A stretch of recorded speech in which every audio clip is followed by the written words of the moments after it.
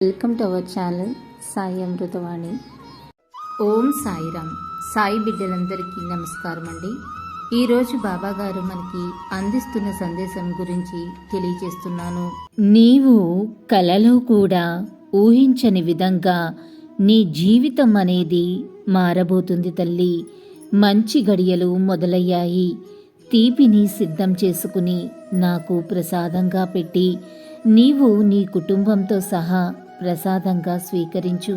బాబాకి రామనవమి పండుగ అంటే చాలా ఇష్టం ఉండేది అని మనం సాయి సచ్చరిత్ర చదివిన ప్రతి ఒక్కరికి ఈ విషయం తెలిసే ఉంటుంది.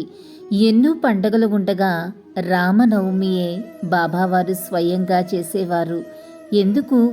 దానికి ఏదో బలమైన కారణం లేకపోలేదు కదా. ఇప్పుడు మనం 1300 సంవత్సరంలోకి వెళ్దాం. కలియుగంలో ప్రప్రథమ దత్తాత్రేయ అవతారం శ్రీపాద శ్రీవల్లభుల స్వామివారిది. ఆయన చరిత్ర చదివితే మనకి తెలుస్తుంది. శ్రీపాద శ్రీవల్లభ స్వామి ఒకసారి నేపాల దేశ పర్వత ప్రాంతంలో హనుమంతుల వారిని కలుస్తారు. హనుమంతుల వారు చిరంజీవి అని అందరికీ తెలుసు కదా.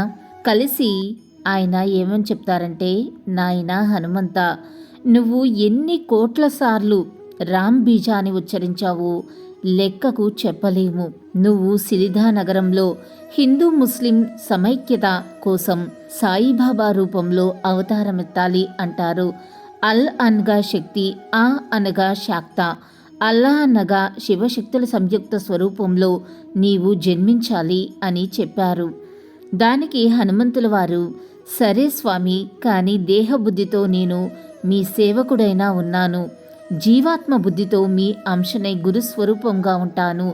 ఆత్మబుద్ధి చేత నేను మీరై ఉంటాను అంటాడు. అందుకే కొందరు సాయిబాబాను 5వ దత్త అవతారం అంటారు. దీనివల్ల హనుమంతుల వారి సాయిబాబా అవతారంగా భావిస్తారు. అందుకే బాబావారి రాముల వారు అంటే పంచ ప్రాణాలు.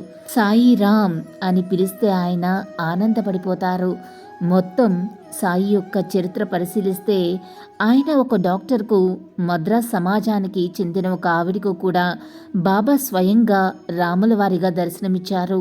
సాయిబాబా యొక్క జీవిత చరిత్ర మనం పరిశీలిస్తే ఆయన ఎవ్వరికీ ఎప్పుడు ఎలాంటి మంత్రోపదేశం చేసిన సందర్భం లేదు. కానీ కాపర్ధే భార్యకి మాత్రం ఆయన రాజారాం అని మంత్రం ఇచ్చారు. అందుకే ఎప్పటికీ షిరిడీలో రామనవమి మహావైభవపేతంగా జరుగుతుంది. ఆ రోజుల్లోనే కాదు, ఈ రోజుల్లో కూడా ఆయన రామతారక మంత్రం ఇచ్చిన కథ మీకు చెప్పబోతున్నాను. శ్రద్ధగా విని మీరు కూడా ఆనందించండి. మాతాజీ కృష్ణప్రియ దగ్గర బాబావారు చాలా లీలలను చేస్తున్నారని విని చాలామంది వచ్చేవారు. వాళ్ళల్లో కృష్ణమూర్తి దంపతులు ఒకరు. వాళ్ళ పెద్ద అమ్మాయికి ఒక విచిత్రమైన జబ్బు ఉండెను. అది ఏమిటంటే, ఆ పిల్ల ఎప్పుడు రామా రామా అని ఏడుస్తూ ఉండేది. చిన్నప్పటి నుంచి అంతే. జుట్టు పీక్కుని ఏడ్చేది. భోజనం కూడా చేసేది కాదు. తల్లి తండ్రులను రాముని చూపమని ఎప్పుడూ ఏడుస్తూ ఉండేది. ఆ పిల్లకు యుక్త వయసు వచ్చింది. అందరూ పిచ్చిది అని పెళ్లి చేసుకునే వాళ్ళు కాదు. కృష్ణమూర్తి దంపతులు ఆ పిల్లను కృష్ణప్రియ దగ్గరికి చూపించడానికి తెచ్చారు. ఎప్పుడైతే బాబా సమక్షానికి వచ్చారో అప్పుడే ఆ పిల్ల అక్కడ బాబాని చూసి బాబా రాముని దర్శనం కావాలి అని మొదలుపెట్టింది. ఇంకా అంతే, మన సాయి రాముడిగా ఆ పిల్లకు రామ మంత్రాన్ని ఉపదేశించారు. ఆ పిల్ల రామ నామస్మరణతో ధన్యురాలు అయింది. స్వయంగా బాబా ద్వారా రామ మంత్రాన్ని పొందటం అంటే ఆ పిల్ల ఎన్నో జన్మల పుణ్యం చేసి ఉంటుంది. తర్వాత మనశ్చాంచల్యం పోయి ఆ అమ్మాయి ఉద్యోగం కూడా చేసి తన చెల్లెళ్లకు తమ్ముళ్లకు వివాహాలు కూడా చేసి తను పెళ్లి చేసుకోకుండా తల్లిదండ్రులను చూసుకుంటూ ఉంటుంది. చూసారా, బాబా సమాధి తర్వాత కూడా ఎవరు ఏది అడిగితే అది ఇస్తున్నారు. అసలు కాశీలో చనిపోతే మంచిది అని పూర్వం అందరూ వయసు మళ్ళినాక కాశీకి వెళ్ళేవాళ్ళు. ఎందుకో తెలుసా? కాశీలో చనిపోయే దానికి ముందు శివుడు వాళ్ళ చెవిలో ఈ రామతారక మంత్రం వినిపిస్తాడట. అందుకే మోక్షం వస్తుంది అంటారు. రామ మంత్రానికి అంత మహత్యం ఉంది.